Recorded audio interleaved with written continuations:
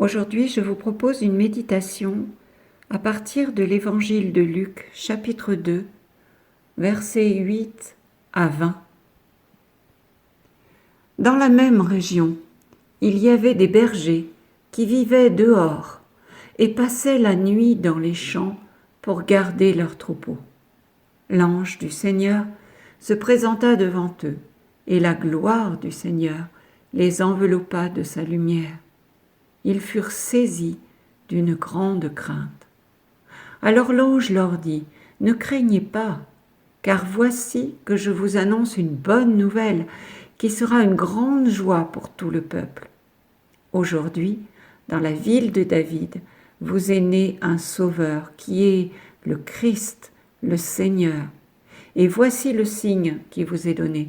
Vous trouverez un nouveau-né emmailloté et couché dans une mangeoire. » Et soudain, il y eut avec l'ange une troupe céleste innombrable qui louait Dieu en disant : « Gloire à Dieu au plus haut des cieux et paix sur la terre aux hommes qu'il aime. » Lorsque les anges eurent quitté les bergers pour le ciel, ceux-ci se disaient entre eux : « Allons jusqu'à Bethléem pour voir ce qui est arrivé, l'événement que le Seigneur nous a fait connaître. » Ils se hâtèrent d'y aller et ils découvrirent Marie et Joseph avec le nouveau-né couché dans la mangeoire. Après avoir vu, ils racontèrent ce qui leur avait été annoncé au sujet de cet enfant. Et tous ceux qui entendirent s'étonnaient de ce que leur racontaient les bergers. Marie, cependant, retenait tous ces événements et les méditait dans son cœur. Les bergers repartirent, ils glorifiaient et louaient Dieu pour tout ce qu'ils avaient entendu et vu, selon ce qui leur avait été annoncé. La figure du berger est très présente dans les évangiles. Jésus aime d'ailleurs à se définir comme le bon berger. En Jean 10, verset 27, il nous dit : « Mes brebis écoutent ma voix, moi je les connais et elles me suivent. » En Jean 10, verset 11, « Je suis le bon berger. Le bon berger donne sa vie pour ses brebis. » Et verset 14, « Je connais mes brebis et elles me connaissent. » En cela, il s'inscrit dans la lignée de ceux qui l'ont précédé, les patriarches de l'Ancien Testament, comme Abel, qui était berger, Abraham, Moïse, qui gardait les troupeaux de son beau-père, Jéthro, Jacob, et puis David même, ont été bergers. Dieu choisit, dans cet évangile de Luc, de se manifester à de simples bergers qui veillaient dans la nuit pour garder leurs troupeaux. Des veilleurs, des gens simples, des gens d'ailleurs pour la société juive qu'on mettait tout au bas de l'échelle sociale. On pourrait dire même des gens crasseux puisqu'ils vivent et ils dorment dehors, dans les champs. Peut-être même sentent-ils mauvais l'odeur des animaux, bien sûr. Ils dorment à la belle étoile, ils vivent au milieu des animaux et ils sont tout en bas de l'échelle sociale. Mais nous le savons, Dieu voit différemment des hommes. Dieu voit le cœur de ceux qui sont animés d'une foi pure et toute simple. C'est ainsi que Dieu l'exprime au prophète Samuel, lorsqu'il doit désigner celui que Dieu a choisi parmi les fils de Jessé dans cette même ville de Bethléem. Celui qui sera le roi d'Israël, David. En 1 Samuel chapitre 16, verset 7, il lui dit : « Ne considère pas l'apparence ni la haute taille. Dieu ne regarde pas comme les hommes. Les hommes regardent l'apparence, mais le Seigneur regarde le cœur. » Ces mêmes bergers que les anges visitent au milieu de la nuit n'ont pas de beaux vêtements. Leur métier est dur, et c'est pourtant un métier qui est essentiel au peuple juif, qui au temple sacrifie beaucoup d'animaux. Les bergers élèvent des bêtes destinées au culte, et en tant que tels, ils se doivent de lui réserver à ce culte divin les premiers-nés de leur troupeau, et sans défaut, parce que Dieu est premier servi. Ils le savent bien. Ces hommes ont pour temple la voûte céleste, peut les imaginer contemplant ces étoiles, ces mêmes étoiles que Dieu désignait à Abraham en lui disant « Ta descendance sera comme ces étoiles du ciel qu'on ne peut dénombrer ». Ils peuvent contempler chaque nuit cette immensité de la création, devant laquelle nous pouvons nous sentir si petits, si minuscules, si dépendants aussi de celui qui a créé tout cela et nous y a installés, nous en a fait le don, des hommes proches de la nature. Bien qu'occupant le bas de l'échelle sociale, ils vont être les premiers à témoigner autour d'eux du Messie. Dieu ne regarde pas l'apparence, comme il l'a dit à Samuel, il regarde le cœur. Dans la culture juive, le cœur est le centre des sentiments et des intentions de la personne humaine. Et c'est donc par le cœur que nous pouvons voir Dieu. Parce que Dieu est amour. Plus proche de nous, l'écrivain Antoine de Saint-Exupéry nous le rappelle, qu'on ne voit bien qu'avec le cœur. L'essentiel est invisible pour les yeux. La parole de Dieu elle-même nous rappelle que l'on ne peut saisir Dieu à partir de notre intelligence.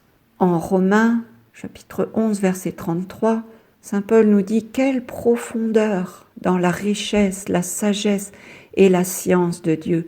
Ses décisions sont insondables, ses chemins sont impénétrables. » Le psaume 139 au verset 17, « Que tes pensées, ô Dieu, me semblent impénétrables. » Dans 1 Corinthiens, chapitre 2, verset 11, Saint Paul nous dit encore « Personne ne connaît les choses de Dieu, si ce n'est l'Esprit de Dieu qui sonde tout, même les profondeurs de Dieu. » Donc notre intelligence ne peut comprendre les voies de Dieu. D'ailleurs, Dieu parle tantôt d'une façon, tantôt d'une autre. Il nous surprend toujours, que ce soit chez le nourrisson ou chez la personne âgée, voire le dément sénile, la personne atteinte d'Alzheimer, ces personnes en fin de vie parfois aussi qui n'ont plus aucune réaction, dans l'incapacité d'interagir, de répondre, ne serait-ce que par un regard, une parole, un geste.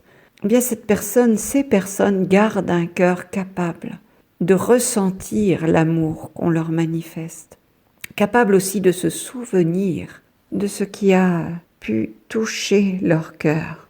L'intelligence peut être altérée par l'âge ou la maladie, par le handicap mental.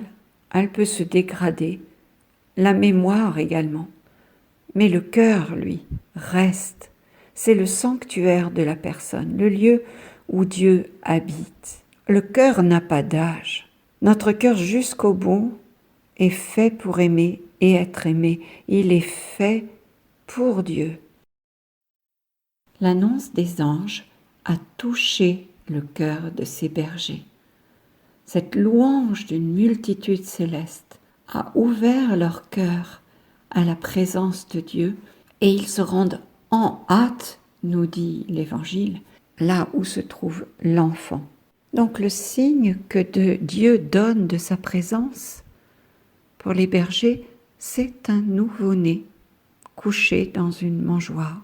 Un nouveau-né incapable de comprendre le langage, ce qu'on lui dit, incapable de communiquer avec ceux qui sont venus le rencontrer. Voilà le signe que Dieu donne de sa présence. Tout à l'heure, je parlais de la personne âgée et du fait qu'au-delà de l'intelligence et de la mémoire qui peuvent s'altérer, le cœur reste bien vivant. Bien pour le nouveau-né, c'est un peu la même chose. Il est extrêmement limité. Il ne comprend pas le langage, mais il comprend les intentions exprimées dans la musique des mots qui lui sont adressés, les intentions de celui ou de celle qui s'adresse à lui. Il perçoit le climat de paix, d'amour, de douceur ou de tendresse, et aussi ce qui lui est opposé, comme la colère, la dureté, le stress l'indifférence. Il perçoit également, dans le langage du corps de l'adulte qui s'en occupe, les sentiments de cet adulte. Il perçoit s'il le fait avec le cœur, lorsqu'il change sa couche ou lui donne le biberon, ou si c'est avec indifférence. Si le contact est purement technique, parce que c'est une personne qui doit s'occuper de lui par obligation, il peut percevoir également le rejet, parce que le petit perçoit tout avec son cœur, parce que dès le début de la vie, dès la conception, notre cœur est fait pour l'amour et la relation. Le tout petit est en relation avec son environnement. Il ne peut pas tout comprendre parce que son intelligence est encore immature et sa capacité de communiquer également, mais il ressent dans son cœur la qualité de relation que les adultes entretiennent avec lui. Dieu venant dans notre monde comme un petit enfant nouveau-né, c'est l'illustration de cette parole de Jésus à ses apôtres en Matthieu 18, versets 2 à 4. Jésus, ayant appelé un petit enfant, le plaça au milieu d'eux et dit : « Je vous le dis en vérité, si vous ne vous convertissez et si vous ne devenez comme les petits enfants, vous n'entrerez pas dans le royaume des cieux. C'est pourquoi quiconque se rendra humble, comme ce petit enfant, sera le plus grand dans le royaume des cieux. » En effet, un petit enfant est comme une page blanche. Son cœur est pur. Il ne possède rien en naissant. Il est nu, il est dépendant de l'amour qu'on va lui porter, des soins qu'on va lui apporter, de la relation que l'on va avoir avec lui, qui vont lui permettre de se développer et de grandir. À travers ce nouveau-né de la crèche, Dieu nous montre que nous devons avoir ce cœur de tout petit, un cœur vis-à-vis de Dieu qui se sait dépendant de lui, qui compte sur lui, qui a confiance en lui. Cette relation même que Dieu a désirée avec sa créature en la créant, avec l'homme et la femme, et que le péché originel a abîmé en introduisant la méfiance, le doute, la division, l'accusation, les rapports de domination, là où Dieu avait créé une égale dignité entre l'homme et la femme. Ils étaient tous deux nus, nous dit la Genèse, et n'en avaient aucune honte. Le péché originel a aussi introduit la notion de manque, parce qu'alors Adam et Ève voient qu'ils sont nus, ils se voient avec des manques. Ils ne sont plus dans la vision de Dieu, qui voit sa créature dans sa perfection. Un peu comme un papa et une maman accueillant leur enfant au moment de la naissance, voient la perfection de ce petit être qui arrive totalement sans rien, totalement nu, et pourtant il est parfait. Et en Genèse 3, chapitre 9, verset 10, nous lisons « Mais l'Éternel Dieu appela l'homme et lui dit « Où es-tu » Il répondit « J'ai entendu ta voix dans le jardin et j'ai eu peur parce que je suis nu et je me suis caché. » Voilà la relation que le péché a introduite dans le monde. Une relation où l'on se cache les uns des autres et où l'on se cache de Dieu. Ainsi le péché fausse-t-il notre relation à Dieu et aux autres, et le cœur de l'homme abrite des pensées et des intentions qui ne sont plus pures. Le cœur de l'homme est rendu impur par le péché. C'est ce que l'évangile de Marc nous explique. En chapitre 7, versets 18 à 23, « Alors Jésus leur dit, « Êtes-vous donc sans intelligence, vous aussi ? Ne comprenez-vous pas que tout ce qui entre dans l'homme en venant du dehors ne peut pas le rendre impur, parce que cela n'entre pas dans son cœur, mais dans son ventre pour être éliminé. C'est ainsi que Jésus déclarait purs tous les aliments. Il leur dit encore, ce qui sort de l'homme, c'est cela qui le rend impur, car c'est du dedans, du cœur de l'homme, que sortent les pensées perverses, inconduites, vol, meurtre, adultère, cupidité, méchanceté, fraude, débauche, envie, diffamation, orgueil et démesure. Tout ce mal vient du dedans et rend l'homme impur. Mais Jésus est venu pour restaurer notre relation avec le Père. Il est venu pour que nous puissions à nouveau ouvrir notre cœur, accepter la vulnérabilité de l'enfant qui a besoin en tout et pour tout de son Père. Et c'est dans la prière avec Jésus, dans un cœur à cœur avec lui, que nous pouvons entrer nous aussi dans la relation que Jésus entretient avec son Père. Dans Apocalypse chapitre 3 verset 20, Jésus nous dit « Voici, je me tiens à la porte et je frappe. Si quelqu'un entend ma voix et ouvre la porte, j'entrerai chez lui, je souperai avec lui et lui avec moi. » Il s'agit de la porte de notre cœur. Il nous invite à une communion intime, une communion intérieure. Et il ne sert à rien d'aller communier extérieurement, recevoir l'Eucharistie à la messe par exemple, si cette communion reste seulement extérieure, par habitude, ou pour faire comme tout le monde, comme les autres. La communion doit se vivre dans le cœur.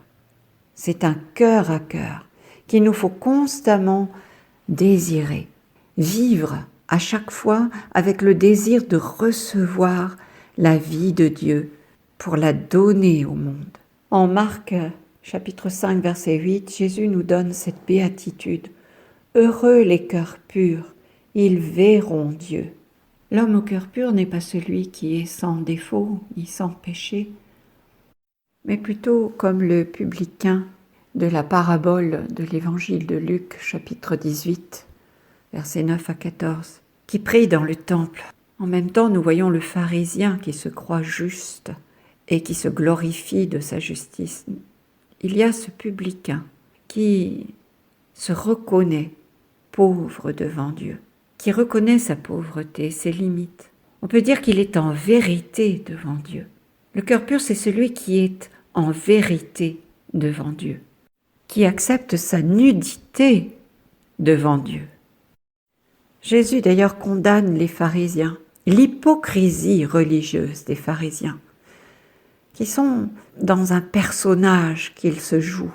Autant Dieu glorifie la personne lorsqu'elle est en vérité, autant il rejette cette hypocrisie de celui qui joue un personnage. Dans Matthieu chapitre 23, versets 27 et 28, il dit aux pharisiens « Malheureux êtes-vous, scribes et pharisiens hypocrites, parce que vous ressemblez à des sépulcres blanchis à la chaux. À l'extérieur, ils ont une belle apparence, mais l'intérieur est rempli d'ossements et de toutes sortes de choses impures. C'est ainsi que vous, à l'extérieur, pour les gens, vous avez l'apparence d'hommes justes, mais à l'intérieur, vous êtes plein d'hypocrisie et de mal. Pharisiens aveugles, purifie d'abord l'intérieur de la coupe, afin que l'extérieur aussi devienne pur. » Et Jésus nous dit aussi que personne ne peut aller vers le Père sans passer par lui. Il est la porte par où passent les brebis. Et dans le psaume 50, David, déjà, avait cette intuition que seul Dieu pouvait rétablir en lui un cœur capable de Dieu. Il dit au verset 12, « Crée en moi un cœur pur, ô mon Dieu, renouvelle et raffermis au fond de moi mon esprit. » Et au verset 19, « Le sacrifice qui plaît à Dieu. » Ce n'est pas un sacrifice extérieur, justement. C'est un esprit brisé. Tu ne repousses pas, ô mon Dieu, un cœur brisé et broyé.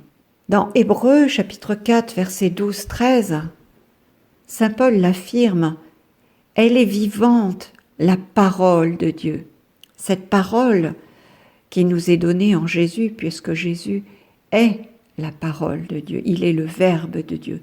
Elle est vivante, elle est énergique et plus coupante qu'une épée à deux tranchants. Elle va jusqu'au point de partage de l'âme et de l'esprit, des jointures et des moelles. Elle juge des intentions et des pensées du cœur. Pas une créature n'échappe à ses yeux. Tout est nu devant elle, soumis à son regard. Nous aurons à lui rendre des comptes.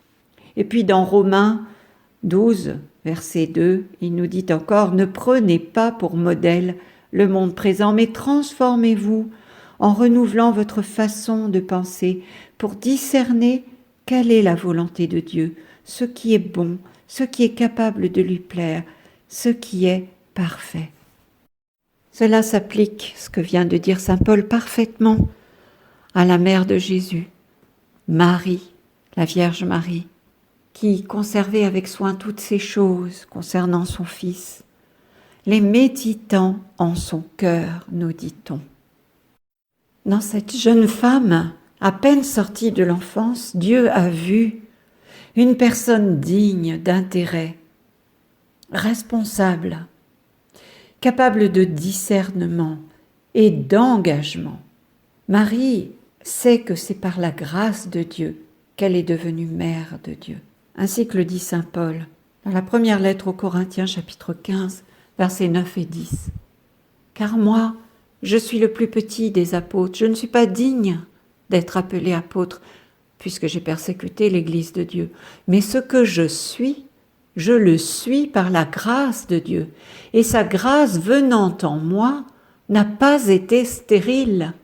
Je me suis donné de la peine plus que tous les autres, à vrai dire, ce n'est pas moi, c'est la grâce de Dieu avec moi. » Marie ne comprend pas tout de suite dans ce qu'il lui est donné de vivre avec son Fils. Nous le voyons en Luc chapitre 8, versets 19 et 20, lorsqu'elle demande à le voir avec les frères de Jésus et que Jésus répond « Ma mère et mes frères sont ceux qui écoutent la parole de Dieu et la mettent en pratique. » Ou encore lors de sa disparition à 12 ans, lorsqu'il reste introuvable pendant 3 jours, Marie ne comprend pas la réponse de Jésus. « Pourquoi me cherchiez-vous » Et Marie ne cherche pas à saisir avec son intelligence le plan de Dieu et sa manière de le mettre en œuvre.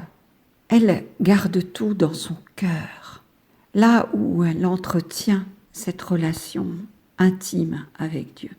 Comme le dit la parole de Dieu, à l'homme les projets du cœur, de Dieu vient la réponse.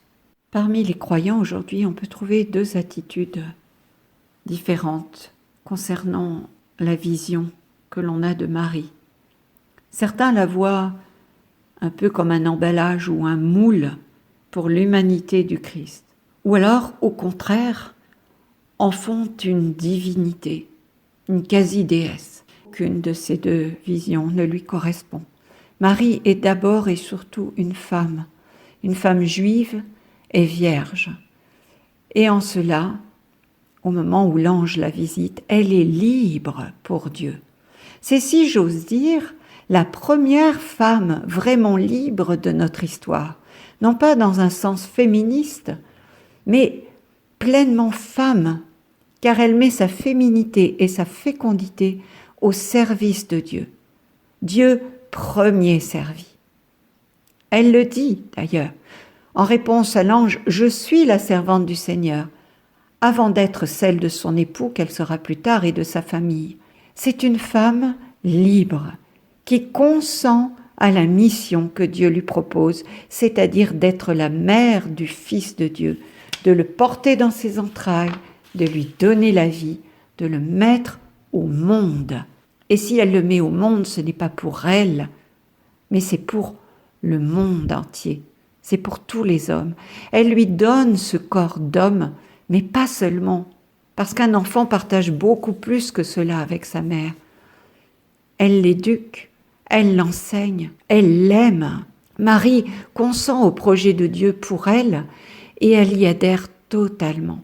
Par son oui libre, donné avec tout son cœur, Marie a conçu d'abord Jésus dans son cœur avant qu'il ne soit conçu dans son sein. Et Marie garde tout ce qui concerne son Fils dans son cœur et en fait le sujet de sa méditation. Elle est la mémoire de l'enfance de Jésus, telle que nous le rapporte Luc dans son évangile, parce que c'est certainement ce que Marie elle-même lui a rapporté ou a rapporté aux apôtres. Elle est présente aux côtés de l'Église naissante. Marie fait mémoire de son Fils auprès des tout premiers croyants. Et toute mère le sait bien, la maternité ne s'arrête pas à la naissance et puis à l'éducation de l'enfant. C'est un lien particulier qui fait qu'on reste mère toute sa vie. Un cœur de mère porte le souci du bien-être de ses enfants, bien au-delà de l'enfance. Et même à l'âge adulte, ce souci reste présent. On n'arrête pas d'être mère. Il y a une maternité du cœur. Marie, pourtant, ne se réduit pas à sa seule maternité. Dans certains pays, encore aujourd'hui, on le voit bien, en Afghanistan et ailleurs, on veut réduire la femme à la seule maternité. Le corps de la femme est vu comme une sorte d'appendice, si j'ose dire, pour celui de l'homme, pour lui permettre de se reproduire. En Marie, dans son oui à Dieu, nous voyons le projet initial de Dieu pour la femme qu'il a créée. Nous voyons une personne humaine, libre et entière, capable de se positionner, de choisir son destin, de choisir la maternité de Dieu, d'être mère pour Dieu et pour son Église. Sur la croix, c'est Jésus qui lui demande d'être la mère de son disciple bien-aimé. Il lui confie une autre maternité.